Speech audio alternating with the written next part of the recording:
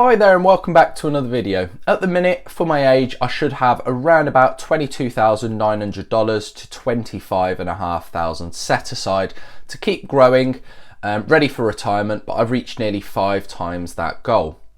In this video, I cover the 5 major money mistakes that I've made along the way to reach where I am today, and by knowing where I am, you know, at least to a certain extent, I know what I'm talking about.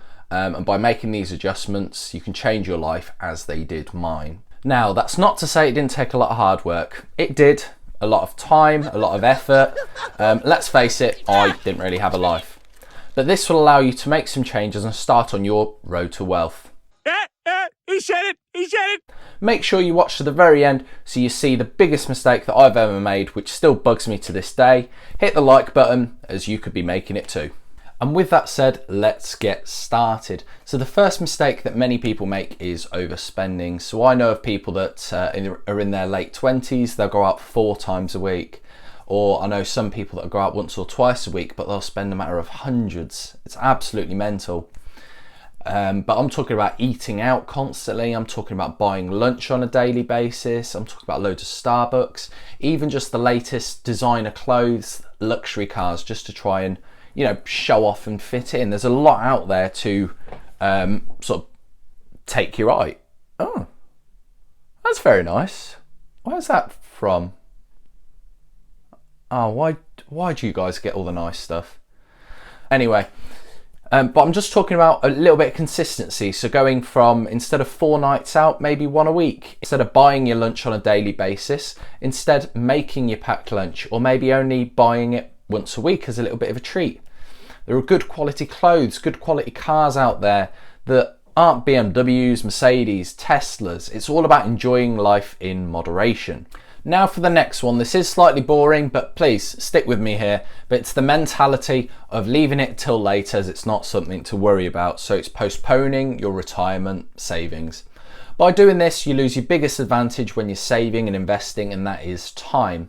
There's this magical thing called compound interest, where effectively you invest or save your money, you earn interest on it, but then what happens is now you can earn interest and earn more money, not only on your initial investment, but the interest you earned previously.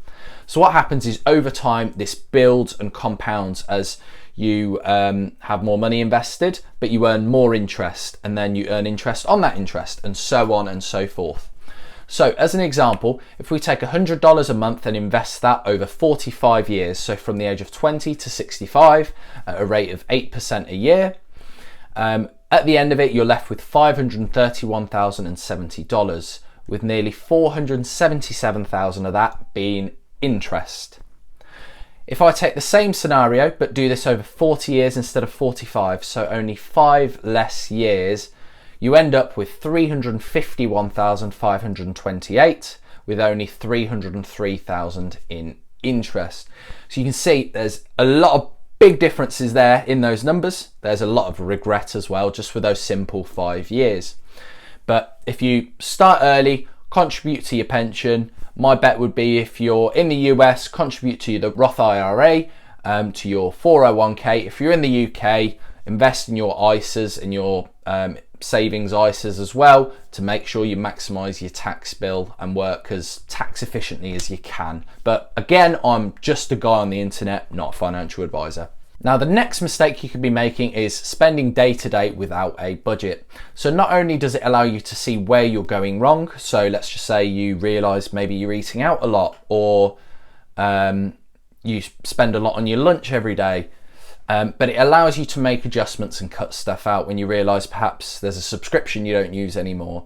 But you can start to limit them as well. So you can try to say, if you spend a certain amount on shopping, it's trying to cut down on that amount. As a general rule of thumb, let's just look at the 50-30-20 rule. So this suggests that 50% of your income that drops into your account, your post-tax income, that should be used for your needs. So that's your water, your electric, your rent, your mortgage. 30% of that should be on your wants, so that is on those splurges, those things you enjoy. 20% should go towards your savings and investments. So there's just a little bit of a guideline to follow, just in terms of seeing and reflecting on how your spending is going. And the next mistake you could be making is bad debt. So that's anything high interest over 4 or 5% or high amounts of debt. This could be anything from credit cards, high interest car loans, payday loans, unarranged overdrafts. But this is where budgeting and controlling your money really comes in, allowing you to pay those down if you're in a tough spot and keep on top of your finances. If managed correctly, looking for a new car or looking for a new house, not only will it be easier because your credit score's higher, but it can also work out cheaper as you're less risky to lend to. If you're smart with things, you can actually start to leverage debt as well. So in terms of if you borrow money for a mortgage for a property, or even just as an example for me, so when I was buying a car, rather than spending, let's say, £14,000 on a car, I've used a bank loan which cost me about 3 to 4% interest a year, but now I've invested that money with the aim of getting over 6 to 7% in interest back from it. So it's all about being a little bit smart with things. And now for my biggest regret, and that is not investing sooner. So obviously the longer you leave it, the more compound interest works for you and the more your money grows. But by investing earlier, you can learn more, you read more about different types of investments. If I'm honest, it's a little bit of a bug that you catch. Well, it was for me anyway.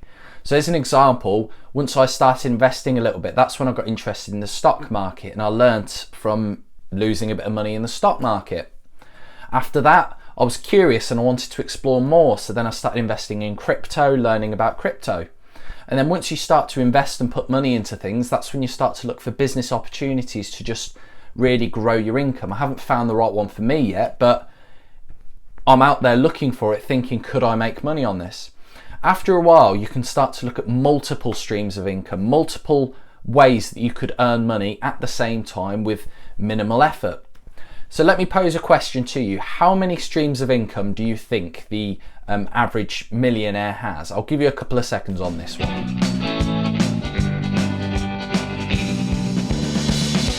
65% of millionaires have 3 streams of income. 45% have 4 streams of income, and 29% have 5 or more streams of income. So this could be anything from earned money, so just obviously from their day-to-day jobs, but that could be from investments, so that could be appreciation, dividends, that could be real estate. There's so much more, but the point I'm trying to get at is the earlier you start to do the research and the more time you have to build your income streams. So there you have it.